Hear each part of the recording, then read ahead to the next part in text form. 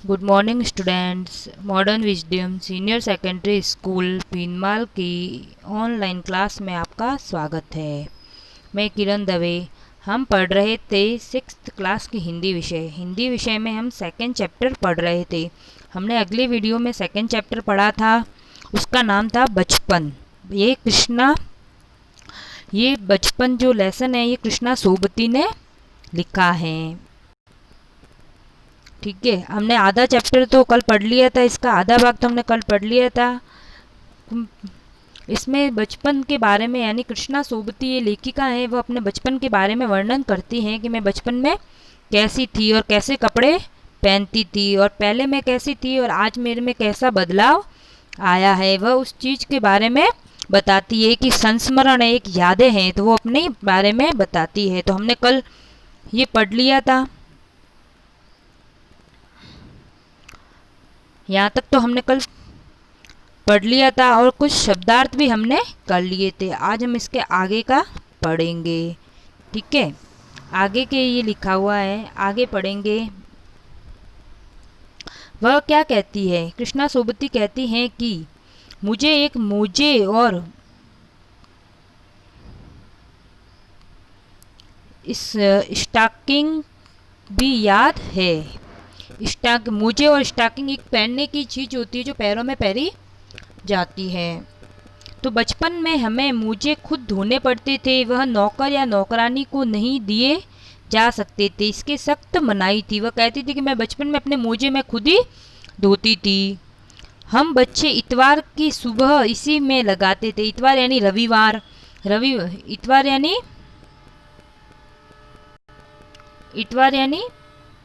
रविवार। रविवार को इतवार भी कहा जाता है। तो धो लेने के बाद अपने अपने जूते पॉलिश करके चमकाते थे। पॉलिश का मतलब जूते साफ करने का। पॉलिश एक पॉलिश आता है, तो उससे जूते साफ किए जाते हैं, यानी जूते को चमकाने के लिए होता है पॉलिश। फिर जब जूते कपड़े तथा ब्रश से रगड़ते तो पॉलिश की चमक उभरने लगती। सरवर, मुझे आज भी बूट पॉलिश करना अच्छा लगता है। वह कहती है कि मुझे आज भी बूट पॉलिश करना अच्छा लगता है। हालांकि अब नई नई किस्म के शू यानी आ चुके, यानी शू यानी जूते, ये इंग्लिश वर्ड है, इसको शू यानी जूते, यानी अलग अलग प्रकार के जूते आ चुके हैं। कहना होगा कि पहले से कहीं ज़्यादा आरामदेह हैं, कहीं ज़्यादा आरामदेह, पॉलिश नहीं करनी पड़ती है। हमें जब नए जूते मिलते उसके साथ ही चालों का इलाज शुरू हो जाता।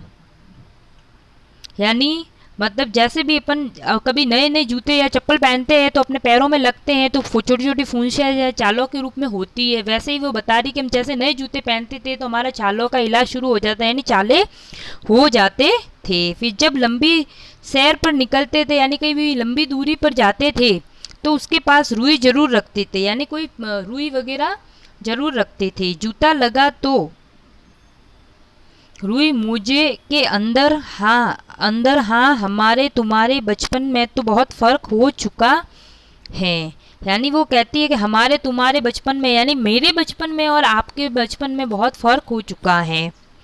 हर शनिचर को हमें ऑलिव ऑयल या कैस्टर ऑयल पीना पड़ता।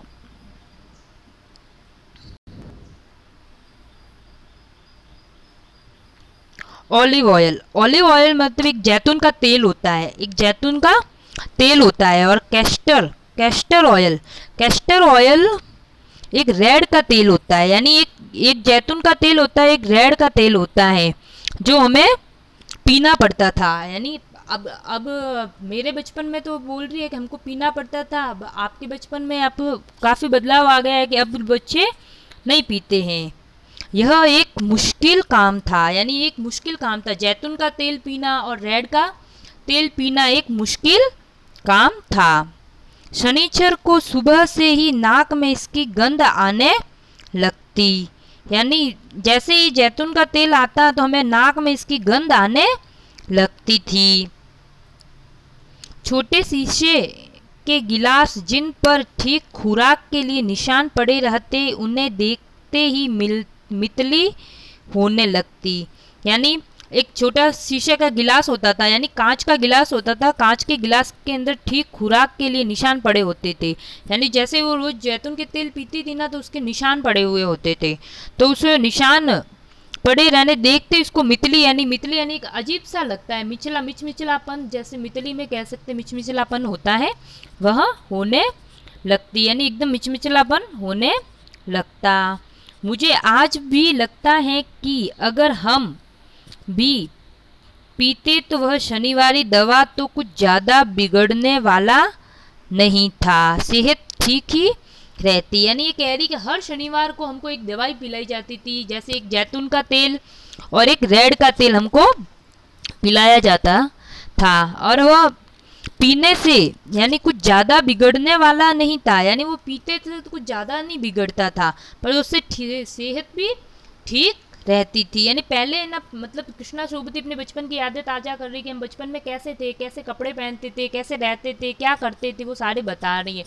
वो बोल रही है कि आपके बचपन में और मेरे बचपन में फ़र्क है, यानी पहले हर उनके बचपन में और हमारे बचपन में फ़र्क, यानी शताब्दी, यानी वो 100 वर्षों पुराना, यानी 100 वर्षों का समूह कह सकते हैं उसको, यानी पुरानी बातें। यानी कृष्णा सोबती तो बहुत बूढ़ी हो चुकी है,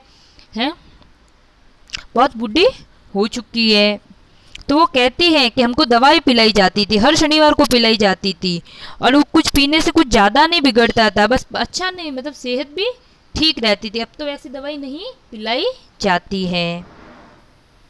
तो मैं बताऊंगी कि हमारे समय और तुम्हारे समय में कितनी दूरी हो चुकी है। वह बताती है कि हमारे समय में और तुम्हारे समय में कितनी दूरी हो चुकी है, यानी मेरे बचपन में और तुम्हारे बचपन में क्या फ़र्क है।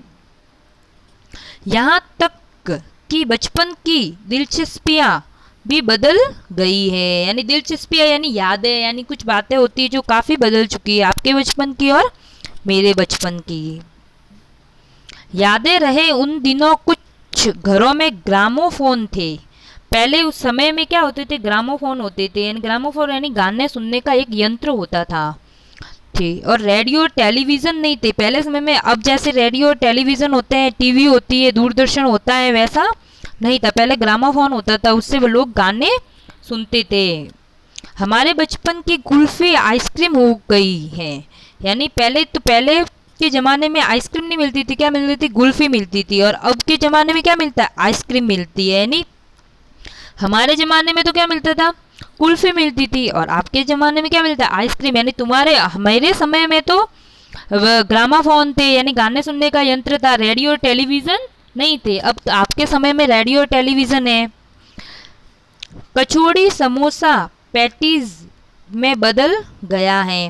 पहले तो क्या कचौड़ी और समोसा मिलता था, अब जैसे पैटीज आता है, एक कचौड़ी जैसा खाने का गोल गोल जैसे आता है, तो वो पैटीज में बदल गया। पहले तो कचौड़ी और समोसा बोलते थे, अब उसको पैटीज बोलते हैं। यानी हम लोग तो कचौड़ी और समोसा, कृष्णा सोचते थे हम लोग तो कचौड़ी और समोसे खाते थे, अब के ज़माने के लोग क्या खाते, पैटीज खाते हैं। उन दिनों कौन नहीं था, लेमनेड विमटो मिलती थी। उस समय कौन नहीं मिलता था, उस समय लेमन एंड विमटो मिलती थी, यानी एक आइसक्रीम कौन की जैसा होता था, वह उस समय मिलता था। इस समय में क्या मिलता है, कौन मिलता है। शिमला और नई दिल्ली में बड़े हुए बच्चों को वेगर्स और देवी को रेस्तरां की चॉकलेट और पेस्ट्रीज मज़ा देने वाली होती। यानी वह बता रही हैं कि हम भाई बहनों की ड्यूटी लगती शिमला माल में ब्राउन ब्रेड लाने की। यानी ये अपनी बातें बताई कि शिमला जाती थी, वो शिमला जाती थी, तो वहाँ पे शिमला और नई दिल्ली में बड़े हुए बच्चे, यानी शिमला तो आपने देखा होगा, अपने भारत का कश्मीर कहा जाता है शिमला, नहीं सॉरी कश्मीर नहीं, शिमला एक भारत का एक पार्ट है, बहुत ठंडा प्रदेश है वहाँ पे, तो बहुत अच्छा है। और नई दिल्ली यानी वो शिमला में बड़े हुए लोग और नई दिल्ली में बड़े हुए लोग वेगर्स और डेविस को रेस्तरां की चॉकलेट, यानी एक कंपनी का नाम है, वेगर्स और डेविस को रेस्तरां की चॉकलेटें होती थी, और पेस्ट्रीज मज़ा देने वाली है। वहाँ की जो चॉकलेट और बर्फी होती थी वो मज़ा देने वाली होती थी। हम भाई बहनों की ड्यूटी लगती थी शिमला माल के ब्राउन ब्रेड लाने की, यानी हम भाई बहन है ना, शिमला में माल देने जाते थे, ब्राउन ब्रेड देने ब्रेड यानी ब्रेड देने जाने में हमारी ड्यूटी लगती थी। कहाँ पे लगती थी? शिमला में। तो हमारा घर माल से ज़्यादा दूर नहीं था, यानी मॉल में ड्यूटी लगती थी तो वहाँ से हमारा घर दूर नहीं था। एक छोटी सी चढ़ाई और गिरजा मैदान पहुँच जाते थे, वहाँ से एक उतराई उतरते और माल। शिमला जो है ना पहाड़ों में बसा हुआ देश है, कैसा? पहाड़ों में बसा हुआ स्टेट यानी राज्य है।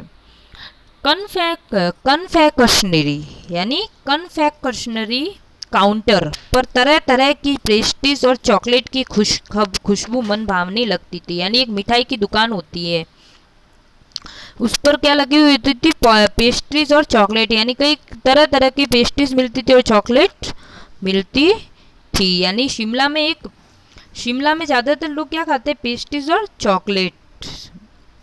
हमें हफ्ते में एक बार चॉकलेट खरीदने की छूट थी। वह बोलती कि हमको हफ्ते में एक बार चॉकलेट खाने को मिलती थी। अब के बच्चे तो क्या करते हैं? रोज़ चॉकलेट खाते हैं। आप सभी भी रोज़ चॉकलेट खाते हो, पर लेकिन कृष्णा सोबती कहती है कि हमको तो हफ्ते में एक बार ही चॉकलेट खाने को मिलती थी। सबसे ज़्यादा मेरे पास ही चॉकलेट टॉफ़ी का स्टॉक रहता है, यानी सबसे ज़्यादा किसके पास में रहता था? कृष्णा सोबती के पास में, यानी मेरे पास में। लेखिका कहती है कि मेरे पास में सबसे ज़्यादा चॉकलेट टॉफ़ी का स्टॉक रहता है।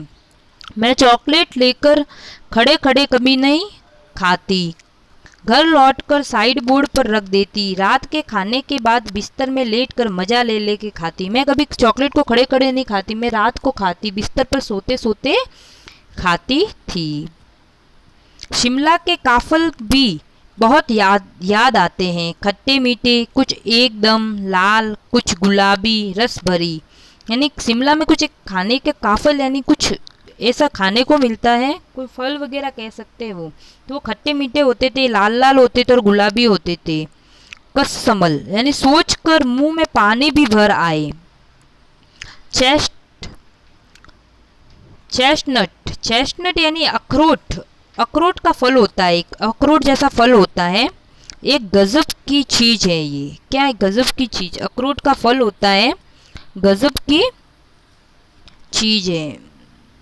चेस्टनट अखरोट का एक फल होता है।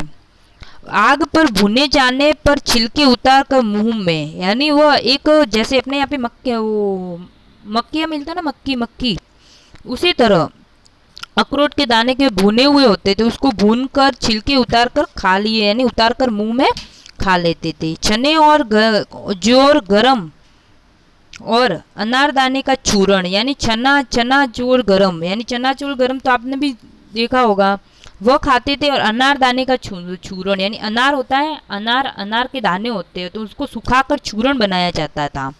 हाँ, चना चोर गरम चरम की पुड़िया जो भी तब थी, अब भी नजर आती हैं, यानी चनाचोल तो अभी भी नजर आता है। पुराने कागजों से बनाई हुई पुड़िया में नीरा हाथ कमाल है, नीचे तिरछी लपेटते, ऊपर से इतनी चौड़ी कि चने आसानी से हथेली पर पहुंच जाए। आपने भी देखा होगा एक कौन के रूप में बनाते हैं उसको, और फिर उसके अंदर चनाचोल भरते, कागज में भरते हैं ना, उस तरह की बात करी। नीचे से तो ये छोटा होता था और ऊपर से पूरा चौड़ा होता था। एक वक्त था जब फिल्म का गाना चन्ना चोर गरम बाबू में लाया मज़ेदार चन्ना चोर गरम, उन दिनों स्कूल में हर बच्चे को आता था, यानी गाने के बारे में बता रही कि गाना भी आया था चन्ना चोर गरम पर।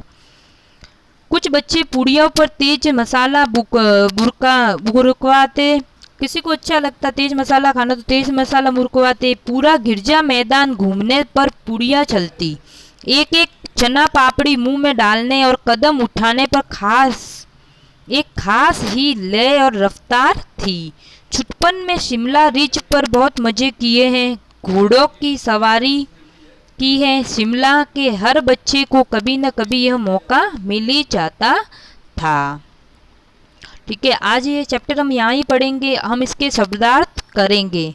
और आपने जिन्होंने अपनी नोटबुक में ये आगे वाले शब्दार्थ नहीं किए तो पहले एक बार वो वाले आगे वाले शब्दार्थ कर लेना, ठीक है। और एक बार ये लेसन जितना मैंने पढ़ाया उतना आप पढ़ लेना, क्योंकि इसमें तो कुछ शब्द कठिन है, यानी इंग्लिश के वर्ड हैं, इसलिए आप इसको आराम से एक बार पढ़ना। यानी इसमें कृष्णा सोबती अपने बचपन की यादें ताज़ा कर रही, अपने बचपन के बारे में बता रही है, वो कैसी थी, वो शिमला में रहती थी तो उस बचपन की यादें को ताज़ा कर रही है।